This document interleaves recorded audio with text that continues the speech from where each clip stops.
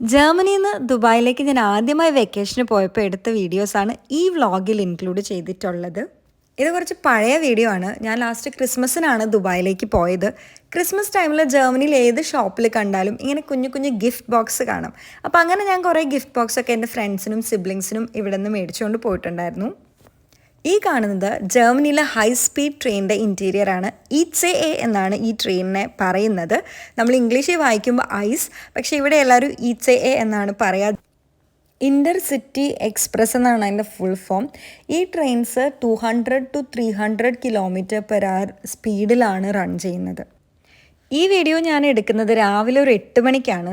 Winter ടൈമിലായതുകൊണ്ട് തന്നെ day length വളരെ കുറവാണ്. സൺറൈസ് ഒരു 8 മണിക്കും സൺസെറ്റ് ഒരു 4 മണിക്കും ഒക്കെ ആയിരുന്നു ആ സമയത്ത്.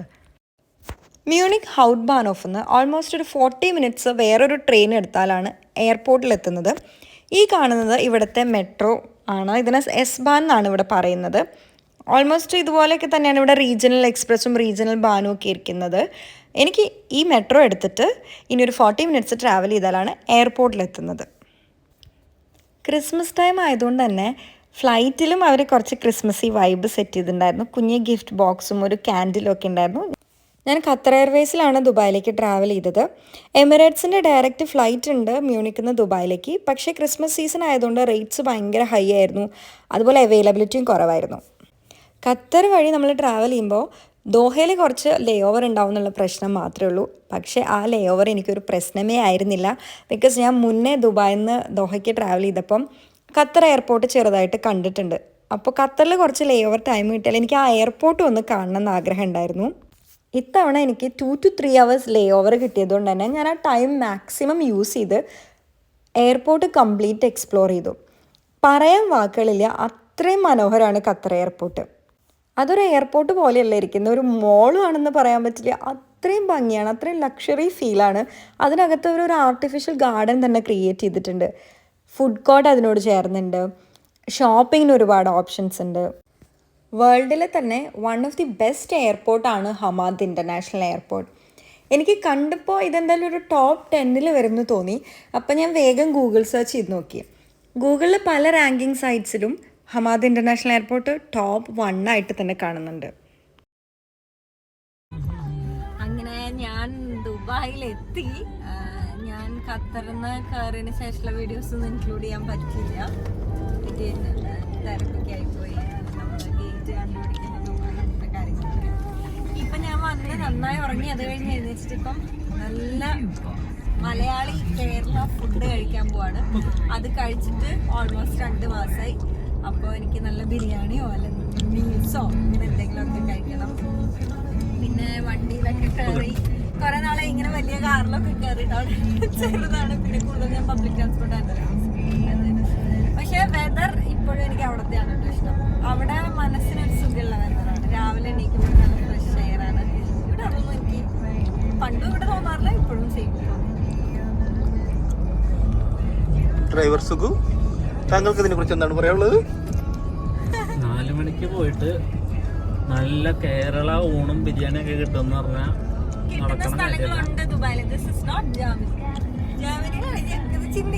ഊണ് കിട്ടുമെന്ന് എനിക്ക് തോന്നല. ബിരിയാണി കിട്ടുമായിരിക്കും. ഊണിന്റെ കാര്യം എനിക്കറിയാം.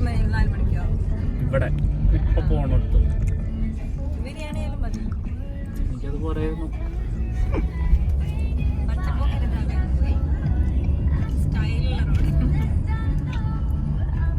എനിക്കപ്പം എൻ്റെ അനിയന് സർപ്രൈസ് ഒക്കെ കൊടുക്കണമെന്ന് പ്ലാൻ ഉണ്ടായിരുന്നു. എന്നോട് ഞാൻ പറഞ്ഞിട്ടുണ്ടായിരുന്നില്ല വരുന്നത്.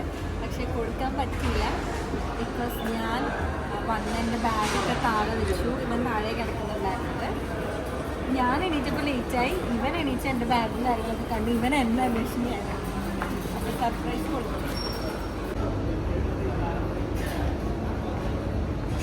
അങ്ങനെ നമ്മുടെ ഫുഡെല്ലാം വന്നു ഗൈസ്. ഞാൻ പൊതി ബിരിയാണിയാണ് പറഞ്ഞത്. അജിയും സച്ചും ഗീ റൈസ്, പിന്നെ നല്ല ബീഫ് ഫ്രൈ, ഇത് ശേരി പൊള്ളിച്ചത്,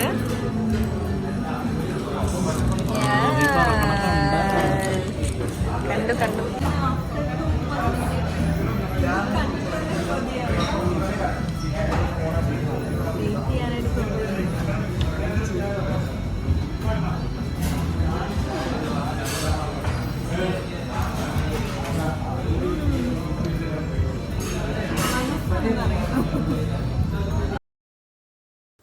അനിയനെ സർപ്രൈസ് ചെയ്യാനുള്ള പ്ലാൻ പൊളിഞ്ഞെങ്കിലും എൻ്റെ അനിയത്തി എന്നെ കണ്ടപ്പോൾ ഞെട്ടി. അവൾക്ക് ഒരു ഐഡിയ ഉണ്ടായിരുന്നില്ല. പിന്നെ അവൾ ഭയങ്കര കരച്ചിലുമായിരുന്നു പെട്ടെന്ന് കണ്ടപ്പോൾ.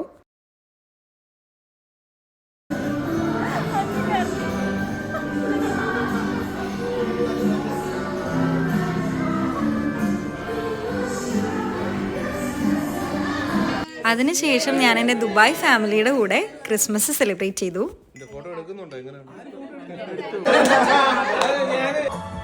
എൻ്റെ ഹസ്ബൻഡ് എനിക്കൊരു സർപ്രൈസ് ഡിന്നർ പ്ലാൻ ചെയ്തിട്ടുണ്ടായിരുന്നു. അപ്പം നെക്സ്റ്റ് ഡേ ഞങ്ങൾ അതിന് പോയി. അവിടെയും ഒരു ക്രിസ്മസ് വൈബ് തന്നെയായിരുന്നു ഉണ്ടായിരുന്നത്.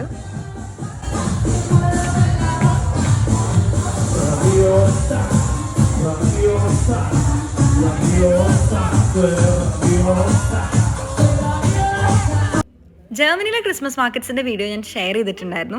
അതുപോലെ ചെറിയ ക്രിസ്മസ് മാർക്കറ്റ്സ് ദുബായിലുണ്ട്. മദീനത്ത് ജുമേറയിലുള്ള ക്രിസ്മസ് മാർക്കറ്റിലേക്കാണ് ഞങ്ങൾ ഈ വർഷം പോയത്.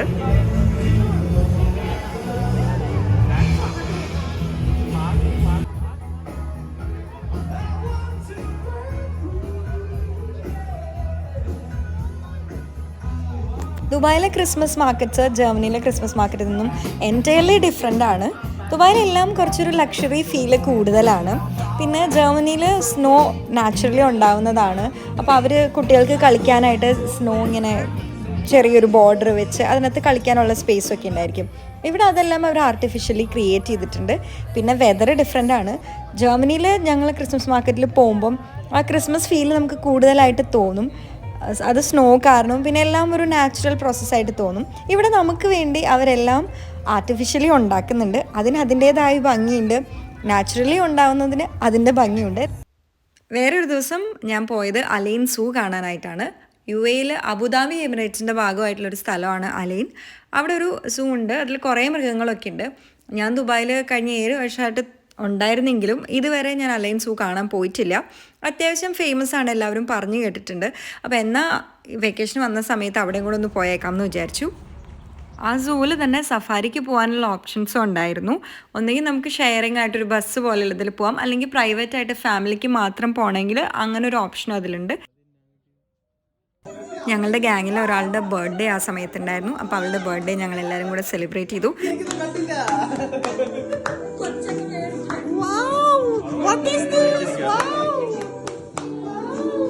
ഞാൻ പോയ സമയത്ത് തന്നെ വേറൊരു ഇവൻറ്റും കൂടി ഉണ്ടായിരുന്നു. ഞങ്ങളുടെ ഗ്യാങ്ങിൽ ഒരു കപ്പിളിന് ബേബി വരാനുള്ള സമയമായിട്ടുണ്ടായിരുന്നു. അപ്പോൾ അവരുടെ ജെൻഡർ റിവീൽ പാർട്ടി ഉണ്ടായിരുന്നു. അതും കൂടി സെലിബ്രേറ്റ് ചെയ്തിട്ടാണ് ഞാൻ തിരിച്ചു വന്നത്.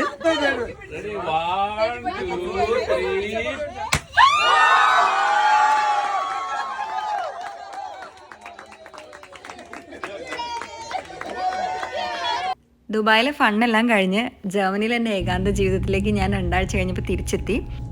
ദുബായ് എപ്പോഴും എനിക്ക് ഒരുപാട് നല്ല ഓർമ്മകൾ തന്നിട്ടുള്ള സ്ഥലമാണ്. ഇത്തവണ ഞാൻ വെക്കേഷന് പോയപ്പോഴും എനിക്ക് ഓർക്കാൻ ഒരുപാട് നല്ല മൊമെൻറ്റ്സ് ദുബായ് തന്നു. അപ്പോൾ ഇന്ന് ഞാൻ ഷെയർ ചെയ്ത വീഡിയോ എല്ലാവർക്കും ഇഷ്ടപ്പെട്ടെങ്കിൽ please like, share and subscribe.